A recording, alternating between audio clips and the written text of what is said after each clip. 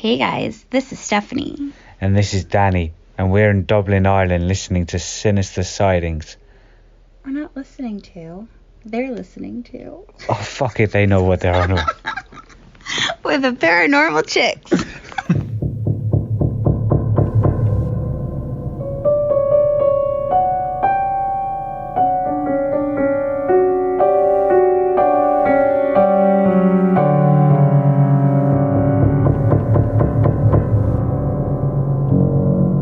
I'm Donna. And I'm Carrie. And we are Paranormal Chicks. Sinister Sightings 47. And y'all just heard Stephanie and Danny. Well, first of all, love the accent. Hell yeah. And I wish I was in Dublin. Yes. And second of all, funny as fuck, as Will would say. I mean, do you have any guys that like big potatoes? Okay. I'm trying to be topical. I mean, you're not wrong. I'm a baked potato looking for a spud. You mean a stud? Bad joke. I mean, I'll take a spud. Y'all, Donna and I just ate dinner, and neither one of us can get words out for nothing. No. We said, whew, long night. Yeah, so in advance, sorry, Will, because basic words are not coming out. Mm-mm. It seemed like Danny had our problem, too. I mean, yeah.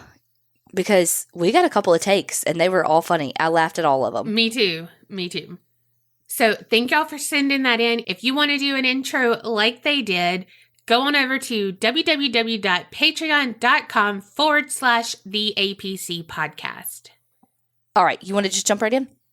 Uh-huh. Okay, Gwen Stefani. Hello, ladies. So, about the barge stories. First of all, I'm going to admit I was more scared than a long-tailed cat in a room full of rocking chairs. Never heard that before, but... What? You've never heard that? No. Really? No. Doesn't it just paint an image? Yes. I can't believe you've never heard that. No, but I'm going to use that all the fucking time now. JoJo was the PA, and I was her medic on the boat. After the first week we lived on the barge, we found out that these barges were used as Russian prison barges. The doors were big, heavy metal doors. It all made sense the way it was laid out. We were sleeping on super old hospital beds. First of all, no. Second of all, hell fucking no. Third of all, what she said. JoJo is probably the coolest woman I have ever worked with. She has been in the Air Force forever as a medic and then became a PA. Big inspiration on why I am going to school to become a PA now. She also liked to go to bed early, and I am always up late. One night, I was laying in my bed, not expecting anything exciting, when I hear a super loud boom. I jump up, and I hear JoJo scream. Her big metal door that we pulled with a bunch of cords and hooked to keep it open was shut. The hook was undone. We expected the cords to be broken, but nope, not the case. We figured that one of the linemen wanted to scare us. So the next night, we locked the clinic doors. From that night on, we would place things at a certain spot. The next morning, things would be moved around. We would hear weird noises, but often just blamed the barges for that. One night, the lights flickered in the clinic, and JoJo and I were up late charting on our patients. I kind of freaked out, and JoJo just says, super calm, "Okay now, Mr. Drunk Russian Prison Guy, we ain't up for games." Booms, the lights stopped flickering. We totally stereotyped the drunk part. It kept on happening, but every time she asked it to stop, it stopped. I will share some stories about the ER with y'all soon. Sincerely, Valeria. Wow. What's scary about that, too, is that you're on the water. Right? Yeah, I think so. I mean, am I not right on the barge? No, I think you are. Okay. So, like, you're on the water... and all this weird shit's happening. You got nowhere to go. What the Queen Mary is going on here? Mm-mm. Okay, next one's called Tricky Mimi. Hey, lovely ladies. So I have been trying to decide if I should send this story in because I'm not very good at putting my stories into words. Anyway, here I go. My Mimi, she was my great-grandma, passed away suddenly when I was 7 of a heart attack. I was very close to her, and it was the first person I ever knew to die, so I was heartbroken. After she passed, my granny moved in with my plain paw, my great-grandfather. Tangent time! The reason we call him my plain paw was because of my mom. She already had a pawpaw, so they would tell her it's just plain paw, like just to call him paw. But plain paw stuck, and he was called that until the day he died in 2018. Oh my God, that is the cutest. That really is. That's the best. So anyway, back to the story. After Mimi died, plain paw's slippers went missing. We could not find them anywhere. Granny would always have things come up missing or moved around, so finally she told Mimi that she could stay, but she needed to try not to scare her. Well, one day Granny went to church and plain paw went somewhere I can't remember. I was home alone and I think I was like 14 or 15 at the time. I walked from the living room down the hall to the computer room, probably to get on MySpace. And the computer room was across from Mimi and plain paw's room, and the door was closed to their room. As I got to the computer room, all of a sudden, their door started shaking. I ran to the living room so fast, and I didn't move until Granny got back. Well, a couple of weeks later, they found plain paw's slippers on Mimi's side of the bed. Nothing has happened since they found his slippers. I think she was playing a little game of hide and seek as her final goodbye. It has been 22 years and I still miss that sweet Cajun lady. Creep it real, you beautiful ghouls. Much love, Emily. Oh my gosh. I just pictured this little old Cajun lady, like, fucking with everybody. Oh my God, I love it. I'm glad you sent that in, Emily. That was perfect. All right. Next one. Hey, gals. So I meant to send this, like, last year, but I'm a procrastinating doofus, and when I heard about the Halloween special thing, I decided, screw it. And here I am with a bottle of Pepsi and determination to finish this now. 2 things. 1, are you describing Carrie with the procrastinating doofus? Mm-hmm. And 2, Pepsi? Ew. I mean, no shame. I mean, I myself am a Coke gal. Me too. But you do you, boo. What if Pepsi wanted to sponsor us? Hell no! Be like, you a flat motherfucking Coke. Okay, so first of all, I wanted to say how grateful I am that I found the podcast. Listening to your podcast helped me feel so not alone when I had panic attacks daily my last 2 years of school. Side note, I've moved to a new school now and I've gotten better, thankfully. If I ever was annoyed, upset, stressed, or just bored, I love listening to the podcast. Thank you guys for creating such an amazing show. I'll stop rambling now and get to my 3 scary stories. This is going to be long, so I apologize in advance. Well, before I forget this, then, thank you, and I'm glad that we could be there for you. And I'm glad that you changed schools and everything's on the up and up. Yes. I'll start with the time I was almost kidnapped. When I was around 6 or 7, we lived out of town on an acreage. It was a lovely place, and we had to get our own mail in town. So one day, my mother, brother, and I left for town in our old van. Random detail, but I just remember how bad it was with the doors always getting stuck. This is semi-important. We went to get the mail and run a few errands. My brother must have been about 4 or 5, so he was still very little. Recently, my mother had let me grab the mail from the mailbox because I loved being able to show how grown up I was. I was like a teacher's pet. Me too. Same. But the teacher was my mom, and I was a hyperactive goblin. Well, still same for me. My mom passed me her big keychain with the car keys, house keys, and all sorts of needless jangles, and let me run up the ramp to go grab the mail. I ran up, grabbed the glass door, and flung it open as I walked in. Now, the post office was dimly lit, only being lit by the outside sun, the lack of lighting being because the main office was closed. The long hall of silver mailboxes, the dirty flooring, and the people was what I was met by as always. There was a woman who had entered a few seconds before I had, a man grabbing his mail, just them, no big deal. They both looked normal, so why should I care? Then I looked to the corner by the door. There was an old man wearing a fleece coat that was a desaturated green. He had a long, white, scruffy beard and what seemed to be a bag with a bottle of alcohol in it. I wasn't very, let's call it, perceptive when I was younger. To be fair, I'm 16 and still oblivious as hell. So I ignored the bad feeling in my stomach, gave a quick wave and a smile. Wrong move. He had this grin. I saw it very briefly at that time, but it was enough to make me kind of scared. I came up to my mailbox and fidgeting with the keys for a bit because who doesn't struggle with a clutch of keys? After a few minutes, the man and woman left as I finally got the right key. I grabbed a clutch of junk mail as usual, closed and locked it back, and started walking out. As I'm typing it, I just got a massive spike of panic in my gut, and I feel freaked out, so I might forget a few details as it scares me. I reached out to grab the wooden handle that went across the door, and as I pushed on it, I was pulled back. I knocked into someone.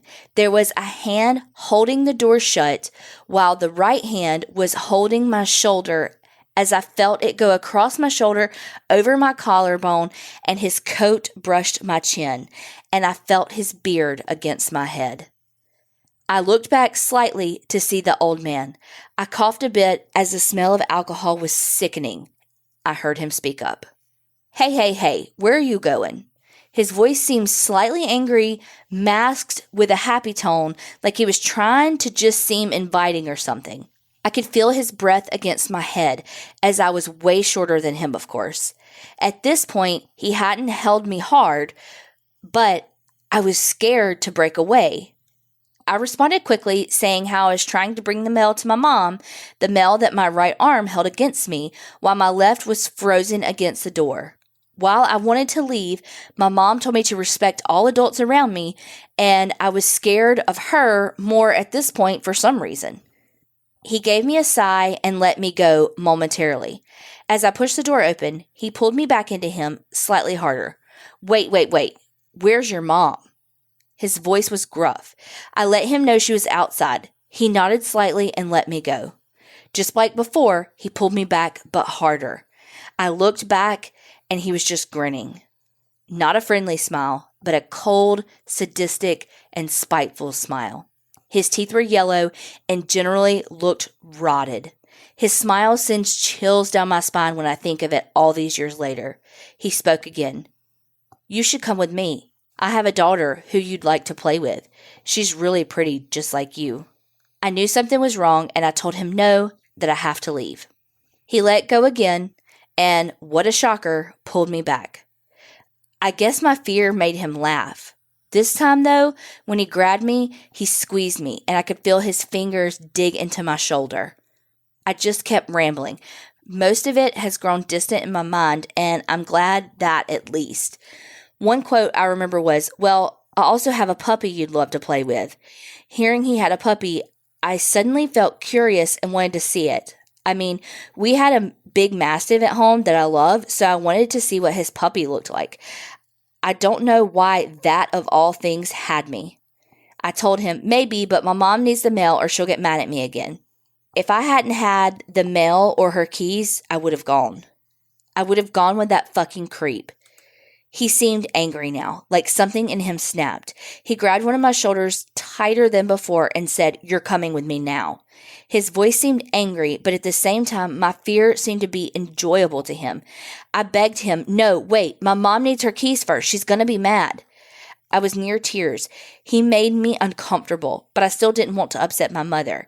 He opened the door and started to push me out with him when he momentarily lost his grip. Something in me told me to run, so I did.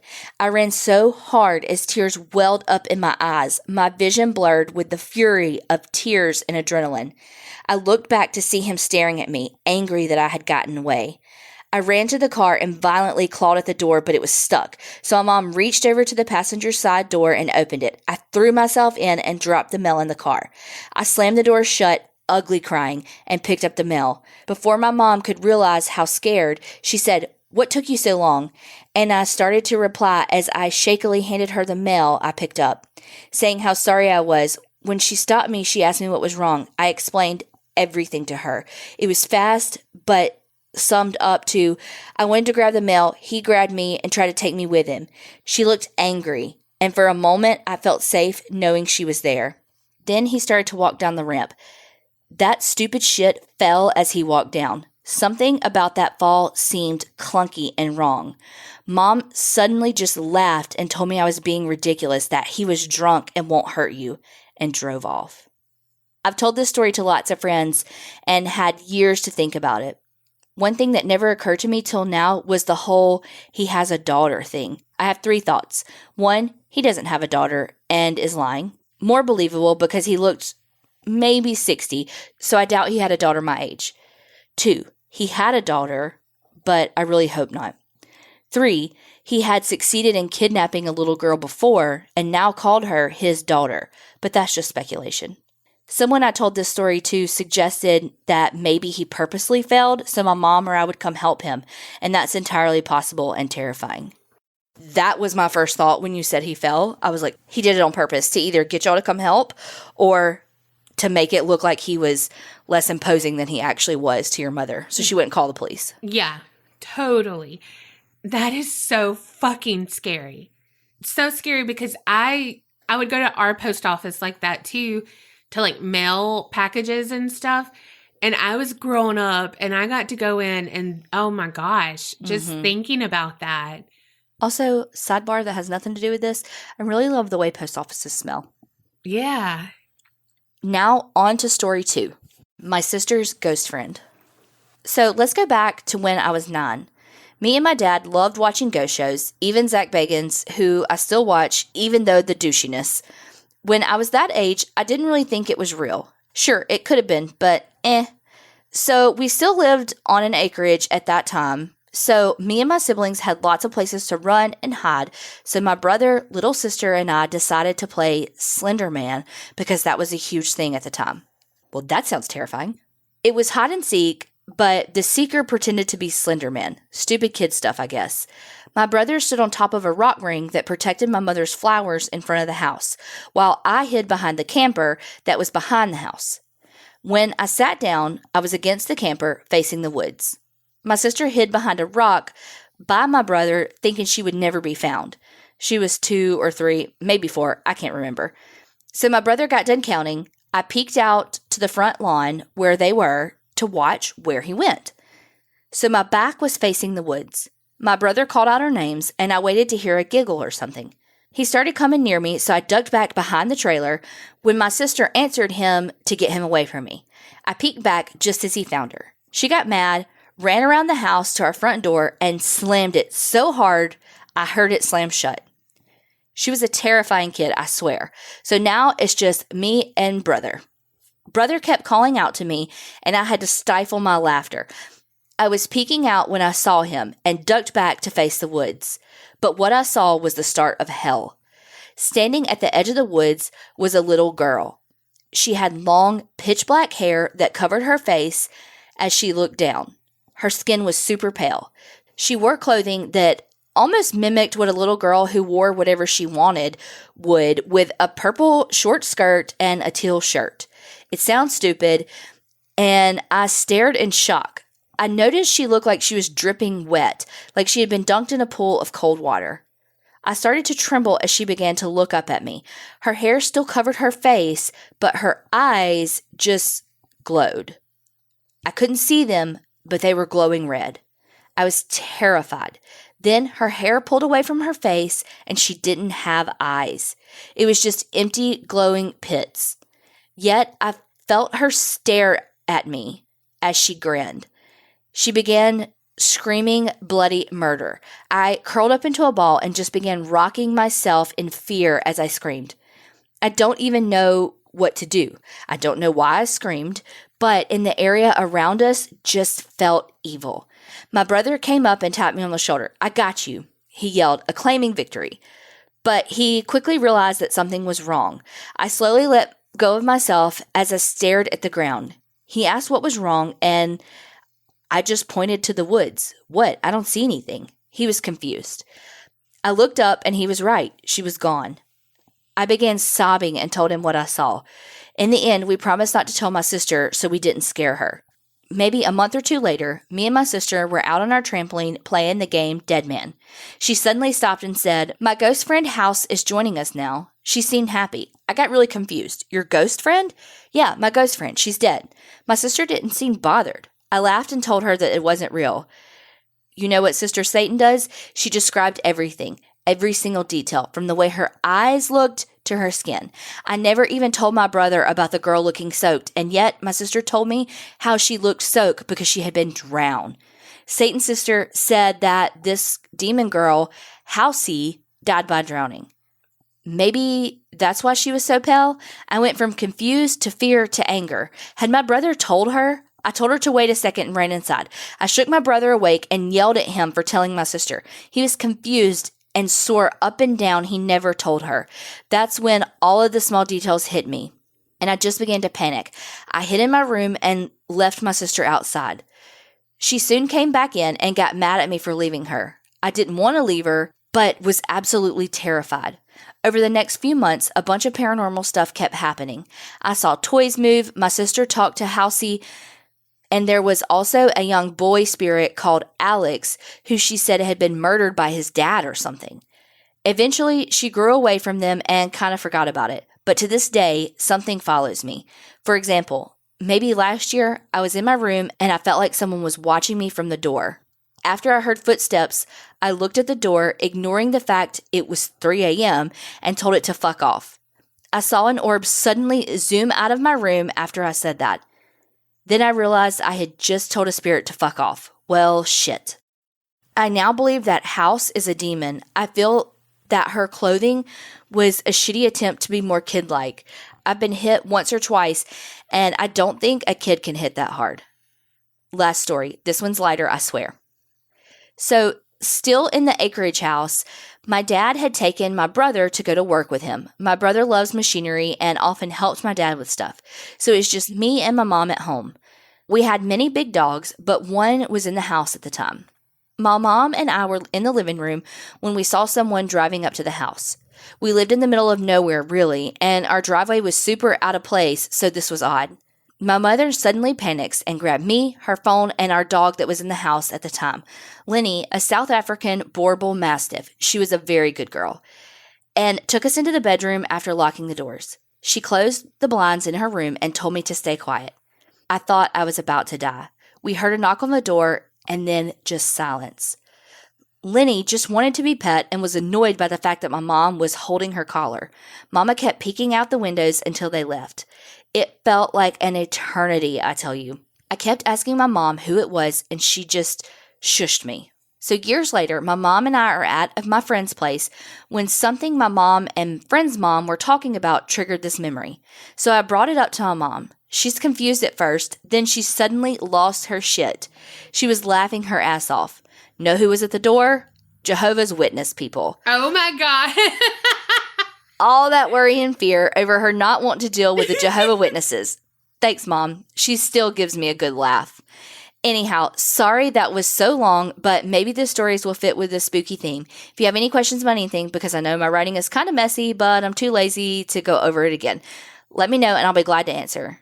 So, love from Canada, guys. Creep it real. Oh my gosh. Love those stories. So much to unpack, but I don't even know. No, scary as shit. All of them. Such a mom thing to do. Like, get in here now. Be quiet. Don't say a word. Yes. And, oh gosh. And your sister saw the girl from The Ring. Right? Also.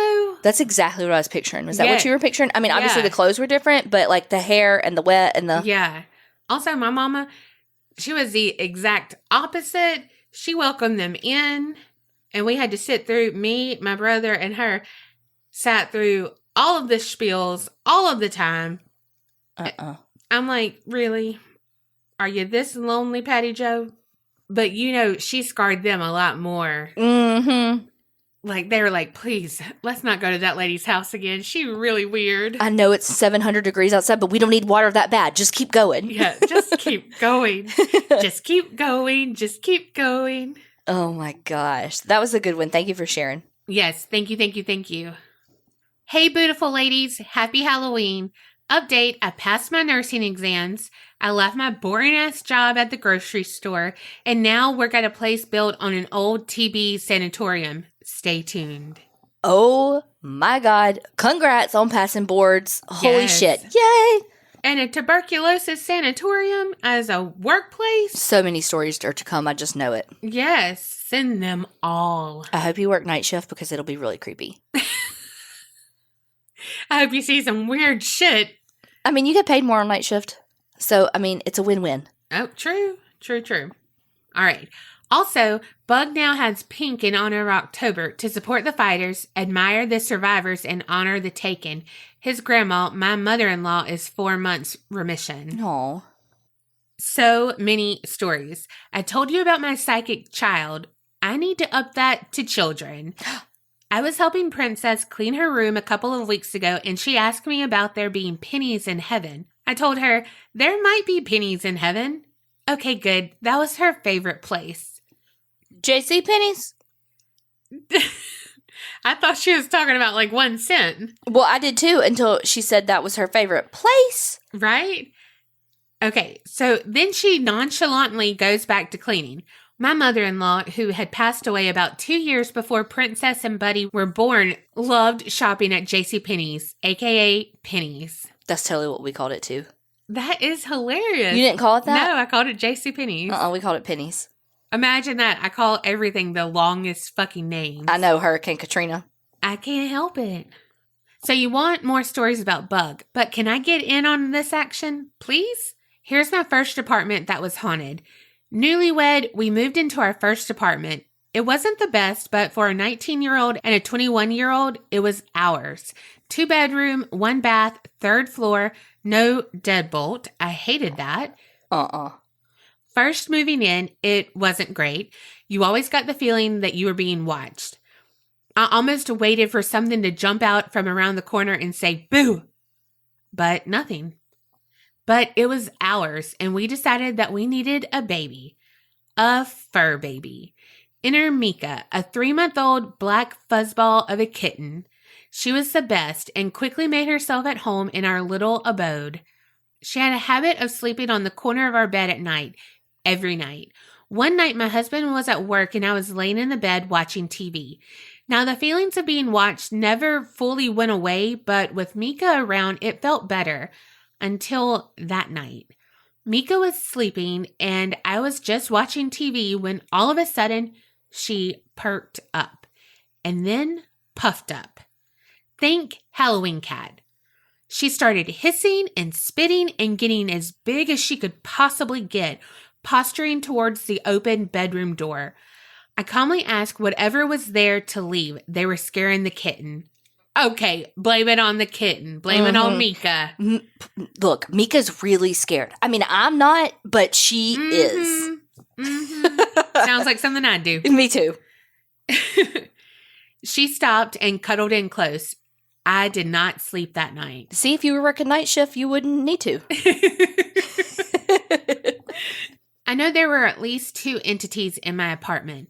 One was an older man and one was a girl. How do I know this? I'll tell you. The older man I saw. I came home one night from work while my husband was deployed, so just me and a cat. Picture it for me. When you walked into the apartment, there was a kitchen on your left and a hall closet on your right. A small hallway led you to the living room, bedrooms, and bathroom. If you turned left into the kitchen, you would walk through and still end up in the living room. It circled around. In the living room, there was a sliding glass door that would lead you out to the sorry excuse of a balcony. With me so far? So I walk in, take my shoes off, and head to the living room. I turn on the lights and just happen to look toward the sliding glass door. Boom! There was a person standing behind me. A full-fledged person. Older guy, just standing there. I quickly run toward the kitchen and out the front door. Down 3 flights of stairs into my car. And I called the police. There is someone in my apartment. No, I'm safe. I ran outside, but there's someone up there. About 5 minutes later, a police officer showed up. I told him that I didn't see anyone come downstairs and I doubted that they would jump from the 3rd floor balcony. He went upstairs and spent a good 10 minutes just looking around. He came back downstairs and said, I didn't see a guy up there. The man must have left. I nod, but we both passed a curious look. Internally, I thought, I never said it was a guy. But anyway. Whoa. Now, the girl. I didn't see her, but I think she was our trickster. So we had 2 bedrooms. We made one into our room. The second we turned into a computer room. My husband is big into online games like WoW and Guild Wars. Requires a headphone and a microphone. One night while he was home, he was in the computer room playing his game and I was watching TV in the living room. I could hear him in the other room. Hold on. Can you hold on, please? I'm coming. Give me a minute. Hold on.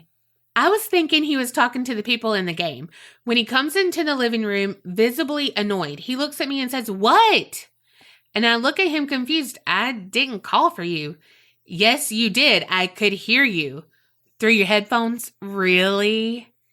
Now, he's not one for believing in the paranormal. Everything always has an explanation. There is no such thing as ghosts. People are crazy and there are coincidences. So, to this day, he thinks I was playing a trick on him, but whatever. I also can't tell you how many times misplaced objects were found in bizarre places. Shoes behind the couch that backed up to a wall, Mika's toys found on the top of the fridge, spoons found underneath the bathroom sink. I also heard her from time to time, usually laughing and giggling. And you know what they say, there's nothing more beautiful than a child's laughter. Unless you're home alone and you don't have children. We stayed in that apartment for a little over a year and then moved to our new duplex apartment, and we had a little bug on the way. Oh. Keep being your beautiful selves. Love listening to the other stories. Next time, I'll write more about Bug and Princess. Creep it real. Love, Aaron. Oh my God. Holy shit. That is so creepy. Also, we know that you do not fight, you flight. 3 flights. Right? I'd be like, I'm going to wait on the elevator. I'm pretty sure that apartment didn't have an elevator. I know. One, I wouldn't be living there. How do you take groceries up? That's why I do not understand that about New York apartments. Because they don't do like us and go to the grocery store once a month. They go like every other day and get the little things that they need as they need them. Well, that makes sense. Well, also, another thing that happens in New York that doesn't happen here, when they order Chinese takeout, it's like, oh, it's cheap. When we order it here, it's like $40. For like one person. Yeah. I know. And it's not all cool. Like, they're like, ooh, it's like, Well, that's on TV. True. People who live in New York, tell me if that's right. Hi, beautiful ladies, and Will. Don't yell at me, but yes, I have a Ouija board that we keep under our coffee table, and I have used it a few times. This particular experience, I convinced my husband to do it with me. I am proud to say in our 5 years together, I have slowly converted him to my level of creepiness. That is couple goals if I've ever heard it. Sans the Ouija board. So after a few drinks one night, we decided to first sage the area and then Ouija it up. We sat down on our living room floor, and my husband's eyes widened as the planchette started to move. We asked if there were any spirits in the room, and immediately we got the name P-A-T, Pat. I gulped. The only person in my whole life who ever went by Pat is my best friend's mom, Patricia. Sidebar, my mom's name is Patricia, but she hates being called Pat. Sidebar, I call Carrie's mom Trisha. Because that's how my grandma used to say it, Patricia. Let me also add, my BFF is the only other person that has ever used a Ouija board with me, and her mom has never come through before. However, she just went through a hard divorce. So if that wasn't clear, my friend's mom was coming through. Whoa, did not expect that, considering she passed suddenly about 9 years ago. So P-A-T is spelled out. I then asked why she was here. E-T-H-A-N, Ethan. My God, her grandson. Whoa. I proceed to ask, how can we help with Ethan, my friend's son? The planchette moves. F-I-X-E-D-D-Y. Well, Eddie is my friend's ex-husband. Plot twist, he's also my cousin. So Pat's mama claws are out, y'all. My husband and I, at this point, are totally baffled. After being totally freaked out but satisfied with our experience, we decided to close the board and say goodbye. Needless to say, my husband was astonished. I called my friend the next day. So your mom came through the Ouija board last night. She was so proud and laughing hysterically. Definitely something her mom would say. Cheers to badass moms that stick up for their daughters. Am I right? I have other stories, but this is one of my favorites. Love you ladies. Thanks for always making me laugh and being the wonderful ladies you are. Morgan N. Holy crap. Oh my gosh. Fix Eddie, it says. Right? Also, I love it when people say plot twist. Like, that's one of my favorites. Me too. Morgan loves her some Ouija boards. She does. She sent us, back when we very first started. Yes. She sent us both a mouse pad that's a Ouija board, and I still use it. Well, you still use it too at home, huh? Yep. That literally, it's what the mouse is sitting on right now that I'm using. Yep. My brother was in my office one time. He was like, I cannot be in this office if that mouse pad is still here. So I had to put it in my room until he left that day, and I took it back out and used it again. Oh my gosh, that's hilarious. Hey ladies, so I put off sending in anything because I really couldn't decide which one would be the best to submit. So I will send you multiple ones and you can choose whichever one you would like to share. AKA, we're going to do them all. Here goes. The city I grew up in has what's called Heritage Row, which is a few streets full of old homes that have mostly been protected by the Heritage Society, aka old AF houses. My best friend growing up lived in one of the Heritage Row homes. Gorgeous. 2-story, white exterior, extremely stately, hardwood throughout, large rooms, high ceilings, fireplaces, French doors, you name it, this house had it. Give me that house. Right? But this is my only caveat to ever owning a 2-story house. Well, 2 caveats. 1, master bedroom has to be downstairs. But 2, the upstairs has to have its own AC unit. Her family consisted of her dad, mom, older brother, her, and a younger brother. We always had the heebie-jeebies anytime we stayed there alone or late at night. You would constantly hear someone walking up and down the stairs, and sometimes it would be running. The stairs were right outside my BFF's bedroom. Of course they were old, so they squeaked.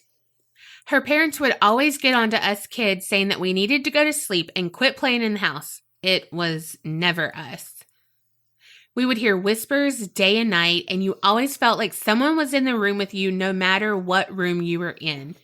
We were so creeped out all of the time that once her parents turned in at night, so did we. We always made sure to go to the restroom and get snacks before the house went dark. As girls, we would stick together anytime we went to the bathroom. We all knew that none of us wanted to be caught alone with something. Up until we were in our teens, that was as far as the creepiness went. One day, it all changed. My BFF and I were coming in from school one day when we were 14 and found her mom on the floor in the kitchen. When she came to, she told us that she had been in the laundry room and had heard a noise come from the kitchen. She went to check on it and found all the cabinet doors and drawers open. Oh my God. She was the only one home, so she knew it was not her. The next thing she remembered was us waking her up. She brushed it off as just a fluke and went on about her day. A few weeks later, again, we were at school, and when we got home, her mom was freaked out and in her room. She told us that, again, she was in the laundry room and was leaving it to take clothes upstairs when she looked into the living room through the French doors and saw a woman dressed in the Depression-era clothing hanging laundry on a clothing line. By the way, there is no clothing line in the living room. She said that while she was watching the woman hang the clothes and trying to decide what to do, she heard a banging and stomping from the kitchen coming down the hallway. She knew that no one was in the house with her since my BFF's dad was at work and we were all at school. She looked toward the kitchen, down the hallway, and saw a man in overalls carrying a hatchet coming down the hallway. She said he walked right by her like she was not even there and went out the front door, and the screen door slammed after him. He just disappeared. Oh my gosh. She glanced back to look at the woman hanging clothes, and she was gone. A week later, we were getting ready to go out with some friends, and we were in my BFF's room. We hear her mom screaming and her dad running down the stairs.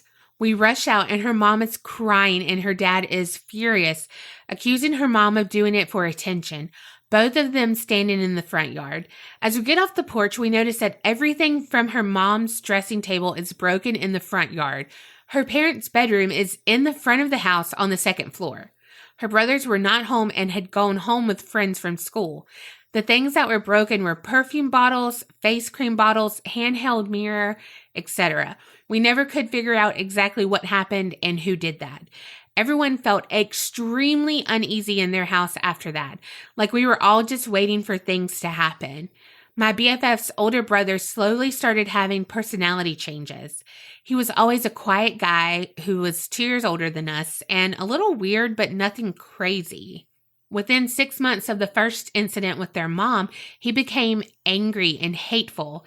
He had always got along with both siblings, but somehow started to hate them. He would lose his temper, and on more than one occasion, he tried to strangle my BFF. Their parents finally sent him to live with his grandparents. He's now in prison, and ever since living in this house, he continued to be mean. Wow. My BFF is a medium, and I'm an empath. I think that's what drew us together when we were little. The two little weirdos that freaked out the other kids. She hated it when we were growing up and tried to block it out, but it is so strong she had a hard time with it. She had yet learned how to tell spirits, not now, I'm learning my ABCs. Damn. I was just the crazy kid who was quiet but outspoken. Yes, this is a thing. I never wanted to be around people because I had yet learned to close myself off from absorbing others' emotions. Damn, were we a pair. I was always angry or sad at her house. I could be having a great day, then walk into her kitchen and instantly be sad.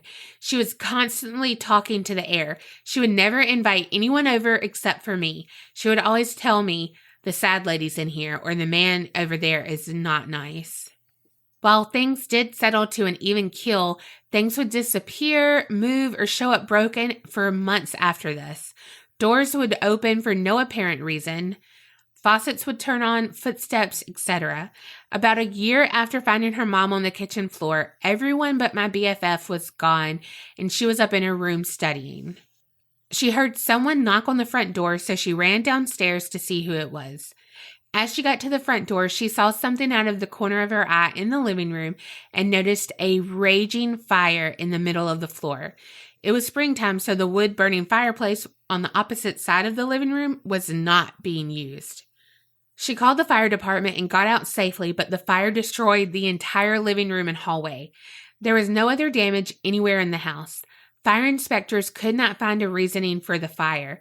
There was no electrical short, nothing in the area where the fire started that would have caused it. My BFF's parents ended up divorcing, and they all moved away from the house after the fire. None of them wanted to live there anymore. We still talk about that house years later with her mom and her late dad. We would laugh about things that back then were freaky. It is truly amazing how people are put into your life at weird times. You never know for what reason, sometimes until many moons later.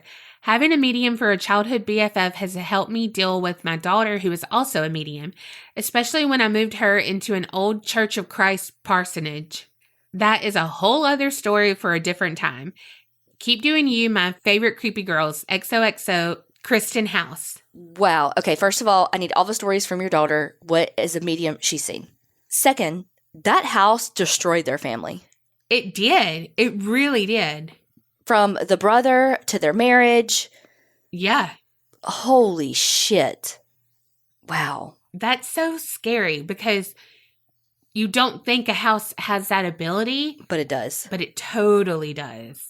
And like the dad would never believe that. Yeah.